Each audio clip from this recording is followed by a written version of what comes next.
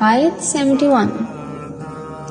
کیا انہوں نے یہ نہیں دیکھا کہ ہم نے اپنے ہاتھوں کی بنائی ہوئی چیزوں میں سے ان کے لیے چوپائے پیدا کیے جن کے وہ مالک بنے بیٹھے ہیں؟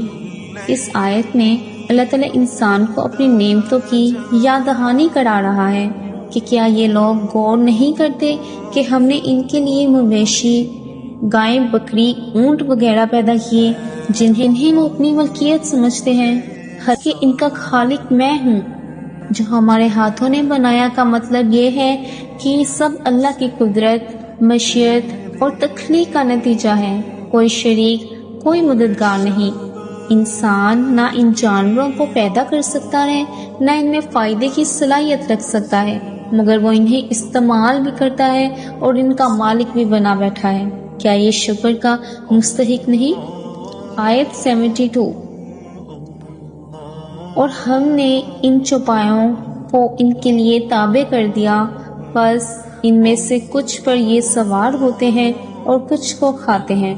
اس آیت میں اللہ تعالیٰ اپنی نعمت کو مزید کھول کر بیان فرما رہا ہے کہ نہ صرف ہم نے مویشی پیدا کیے بلکہ انہیں انسان کے تابع بھی کر دیا، یعنی وہ اتنے نرم قابو میں اور انسان کے تابع ہیں کہ انسان ان پر سواری کرتا ہے، جیسے اونٹ، گھوڑے وغیرہ، اور انہی میں سے بعض کا گوشت بھی کھاتا ہے، جیسے گائے، بکری، اونٹ وغیرہ۔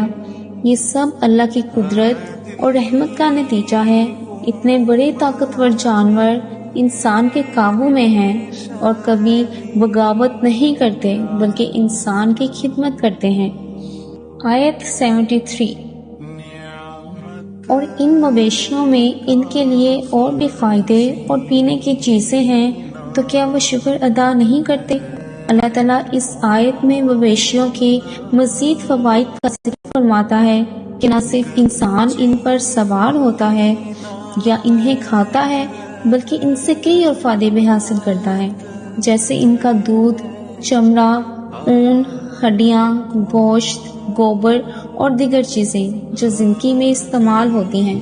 یہ سب کچھ انسان کی روزمرہ کی ضروریات کو پورا کرنے کے لیے اللہ نے مہیا کیا ہے۔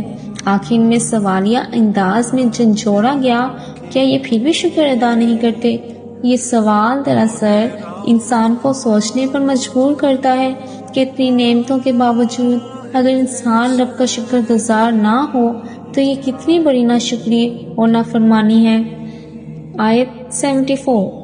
اور انہوں نے اللہ کو چھوڑ کر دوسرے معبود بنا لیے اس امید پر کہ شاید وہ ان کی مدد کریں۔ اس آیت میں اللہ تعالیٰ انسان کی گمراہی اور شرک پر تنقید فرما رہا ہے کہ باوجود اس کے کہ اللہ نے انہیں بے شمار نعمتیں دی، انہوں نے اللہ کو چھوڑ کر جھوٹے معبود بنا لیے، یعنی بتوں، شخصیات یا مخلوق کو پوجنا شروع کر دیا۔ ان کی گمراہی کی وجہ یہ خیال تھا کہ شاید یہ معبود، بت یا بزرگ وغیرہ ان کی سفارش کریں گے، ان کی مدد کریں گے یا ان کے کام آئیں گے، حالانکہ یہ سب بے جان یا بے اختیار ہیں۔ جو خود اپنی مدد نہیں کر سکتے تو دوسروں کی کیا مدد کریں گے؟ آیت 75۔ وہ جھوٹے معبود ان کی مدد کرنے کی طاقت نہیں رکھتے بلکہ خود قیامت کے دن ان کے سامنے حاضر کیے جائیں گے۔ اللہ تعالیٰ اس آیت میں ان جھوٹے معبودوں کی بے بسی کو واضح فرما رہا ہے کہ جنہیں لوگوں نے اللہ کے سوا معبود بنا رکھا تھا وہ ان کی کسی قسم کی مدد نہیں کر سکتے، بلکہ قیامت کے دن وہ خود بھی عاجز و بے بس ہو کر اپنے پوجنے والوں کے سامنے لائے جائیں گے۔ اس منظر سے واضح ہوگا کہ جنہیں معبود سمجھا گیا وہ دراصل خود بھی کسی اختیار کے مالک نہ تھے۔ یہ ان مشرکین کے لیے بڑی شرمندگی اور حسرت کا دن ہوگا جب ان کے معبود بھی ان کی بخشش یا بچاؤ کے لیے کچھ نہ کر سکیں گے۔